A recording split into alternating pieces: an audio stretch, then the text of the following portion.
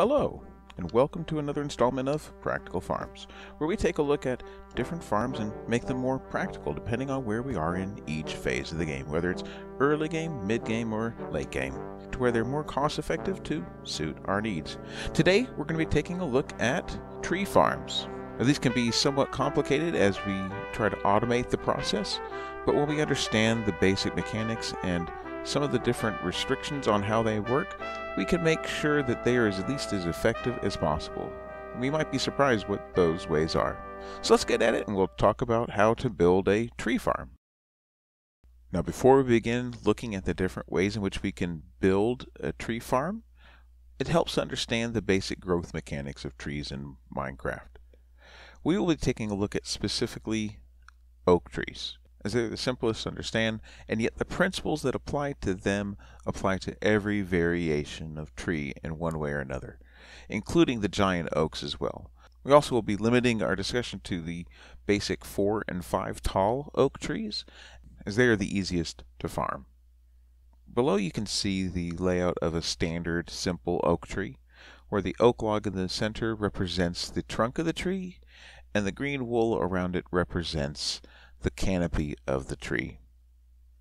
As long as nothing is in this green area, the tree has an opportunity to grow unrestricted with each random game tick when you plant a sapling.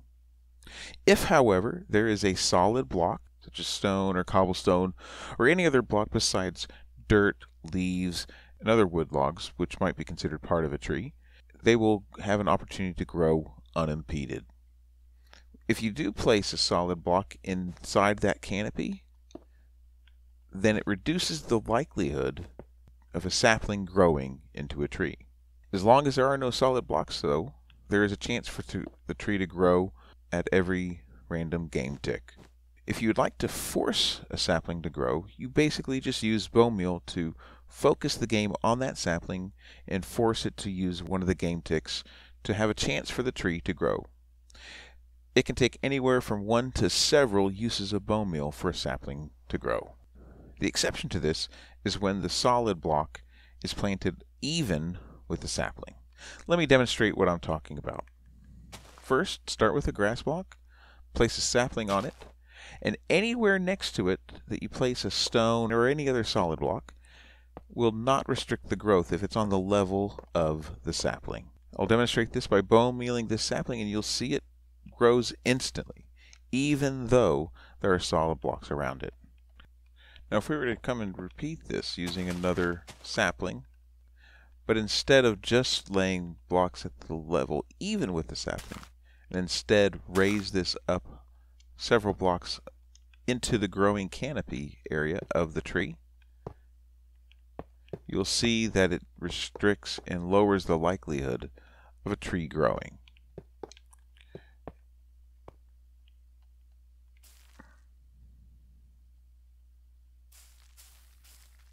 It took several more attempts with the bone meal in order to have it grow. And as we increase more and more blocks within the canopy area, the required number of attempts to bone meal the sapling increases as well. Now you also will notice that because of the placement of these blocks, it created one of the large, oddly shaped oak trees. The reason for this is that whenever a sapling attempts to grow into a tree, it takes a look at the possible patterns for trees to grow, and if it fits into that area, then has a chance to grow into that tree. Now, as long as there are no solid blocks blocking the potential location of the trunk of the tree, given enough bone meal or enough time, there is a chance for the growth of the sapling into a tree to override any restrictions that the solid blocks might place on the canopy of the tree. It'll just grow placing leaves around those solid blocks. It may just take a lot of time or a lot of bone meal to accomplish this. This will be an important consideration when it comes time to automating our tree farm. Now, the mechanics of tree growth have a couple of implications when it comes to automating a tree farm. The first being that if we're going to be using any solid blocks that enter into the canopy of the tree, it will dramatically reduce the efficiency of the farm. This means that things like pistons and other blocks that are going to be used to help us in stacking the logs up for later retrieval, we have to make sure that they stay outside the canopy to maximize rates. Another implication is that we can use a solid block to help restrict the size of the tree by placing it above the sapling at the desired height. In this case, we will want to have trees that are only 4 and 5 blocks tall, so we'll need to place a block 8 blocks above the sapling to make sure that all the trees fall within this range. 1, 2, 3, 4, 5, 6, 7, 8. The reason for this is that we want to have 5 spaces for the tree to grow. 1, 2, 3, 4, 5. 2 spaces for the leaves to come in above the tree blocks. 1, 2. And then a solid block to restrict the height of the tree so that we do not get one of these large trees that are harder to farm. Because as you come in here, you can see that all the different odd branches and things that come off the tree just make it hard to automate the process. So with these mechanics in mind, let's take a look at early game tree farms and determine what's the best way to build one in our early game. Now if we take a look over here, I've built a structure to help make it easier to manually farm trees. What I've done is marked out spaces that are 5 blocks apart so that we can maximize the growth of our trees without them overlapping with one another. Basically, when we come in and plant a tree inside this square, we want to make sure that the canopy of this tree does not overlap with the canopy of this tree. The reason for this is that it maximizes the amount of leaves that are available in order to drop the extra drops like sticks or apples or additional saplings for regrowth. And so we want to make sure that this canopy, which goes out 2 to each side, doesn't overlap with the canopy of this tree, which goes out 2 to each side.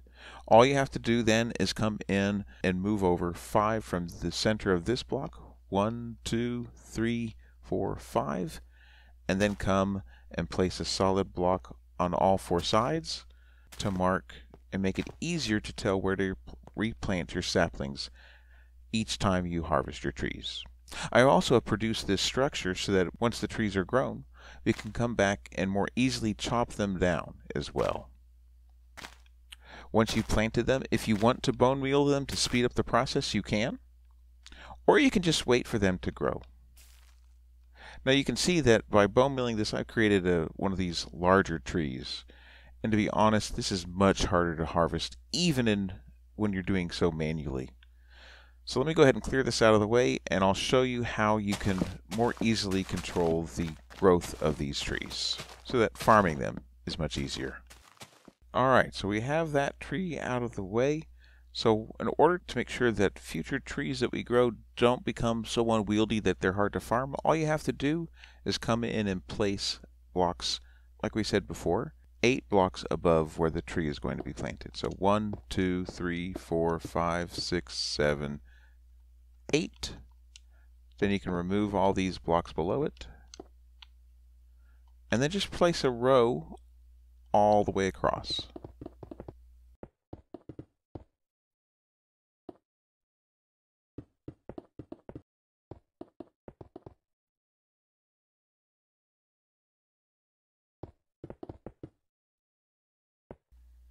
Now if you don't want to put a line all the way across the top, you can just place one above each of the different locations of the saplings where they're going to be placed.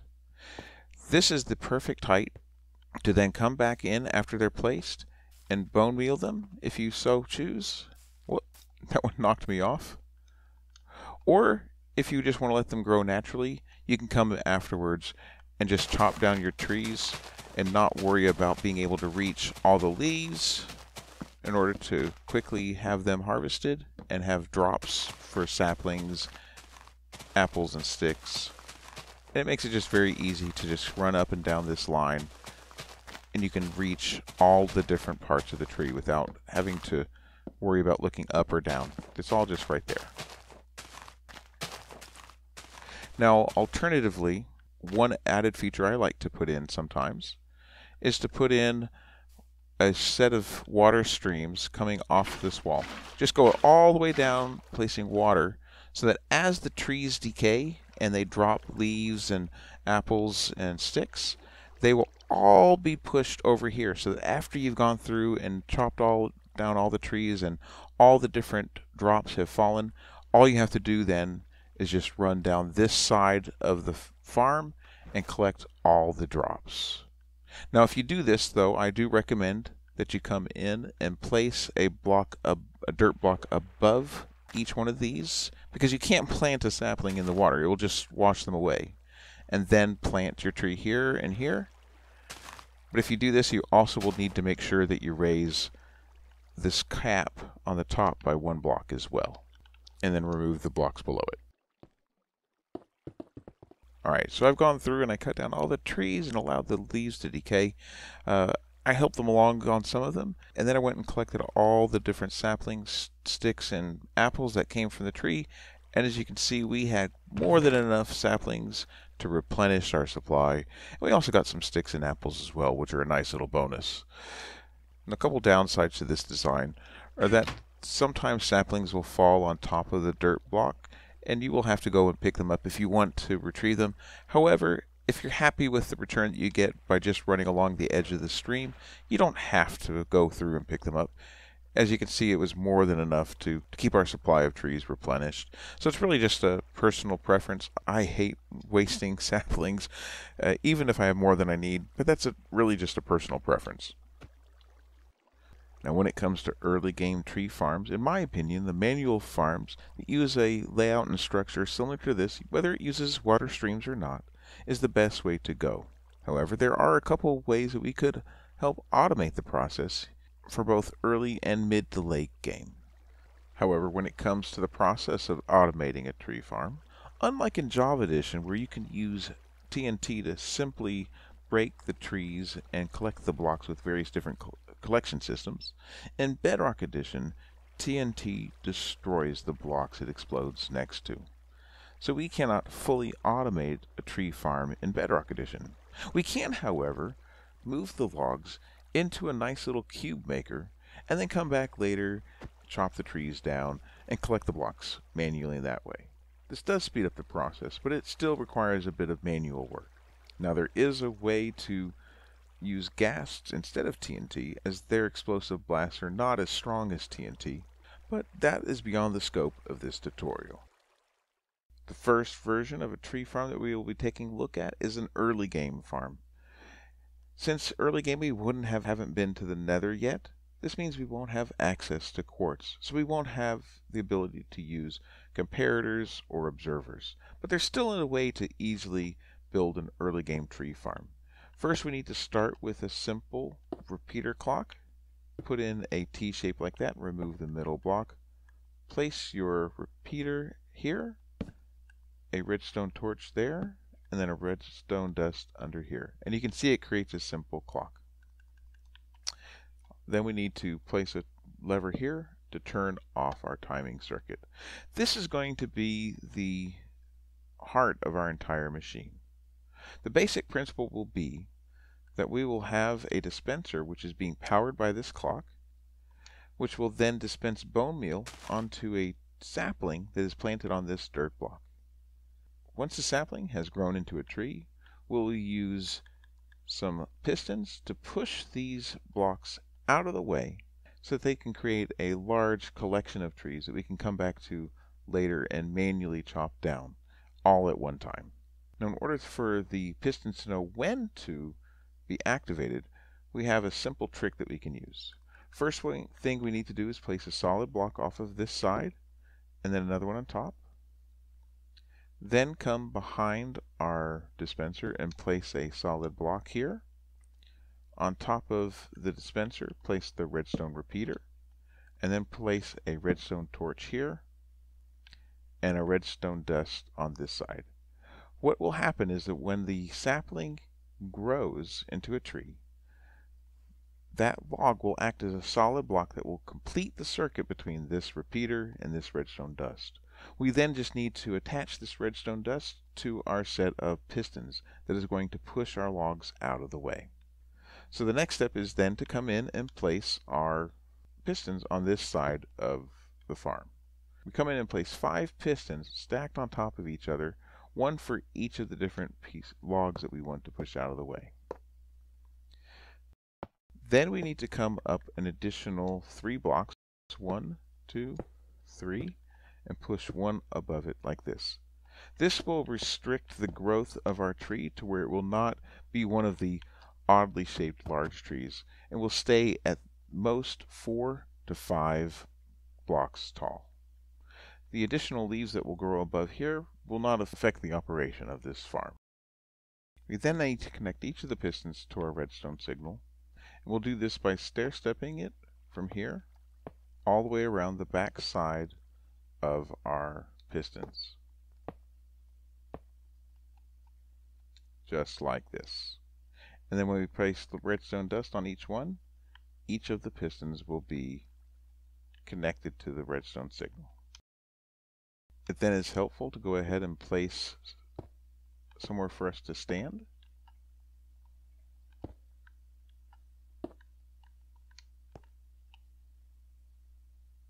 And then place bone meal into our dispenser. I'm going to go ahead and completely fill up our dispenser with 9 stacks of bone meal. And then all we have to do is turn on our timer, which will automatically dispense our bone meal, and then it'll allow it to grow us some trees. Now I'm going to go ahead and let it go through this process, and when we're done, I'll come back and show you the results. Well, the results are in, and I ran the test a few times to make sure we had a good average result. And the results aren't exactly that encouraging. The best we did was 16 trees before we ran out of bone meal in our dispenser. The worst results were we didn't even get to the push limit of our pistons. We only had 10 trees before we ran out of bone meal. I did this several times. The average came out to about 12 trees per load of bone meal. This means that with 576 pieces of bone meal and an average of 12 trees before it runs out, that means we have a maximum, on average, of 60 logs, which means we only are getting 1 log for every 9.6 pieces of bone meal. That's not exactly the best return on investment. And if you're early game and you don't have a reliable source of bone meal, this is not the way to go for an early game tree farm. However, if you do have a reliable source of bone meal, whether it's a skeleton spawner farm or a moss farm that you then take all the moss drops and convert them through a composter into bone meal, this is a possible way to farm your trees. However, if you hate using that much bone meal for just a few trees, like me, then this isn't the farm for you. Now, the good news is I've come up with a mid to late game tree farm, which is much more efficient. As a matter of fact, it produces 1 log for every piece of bone meal on average. It's quite a bit more complicated than the early game tree farm, but it's kind of cool too. And if you follow along with some of the simple ideas that go with it, it's kind of fun to build. However, as this video is already getting a little long and the mid-game, late-game tree farm is rather involved, I'm going to be releasing that as a part 2 to our tree farm video, which will be coming out in the next day or so. But with that being said, I hope you enjoyed this tutorial and it helps you out, and that you can put it to use somewhere in your own world. If it has, I'd appreciate if you leave a comment down below letting us know how you used it. And on that note, I'd like to say thanks for watching, and I hope to see you again in the next one. But until then, this is Texas PK. Be good to each other. Bye!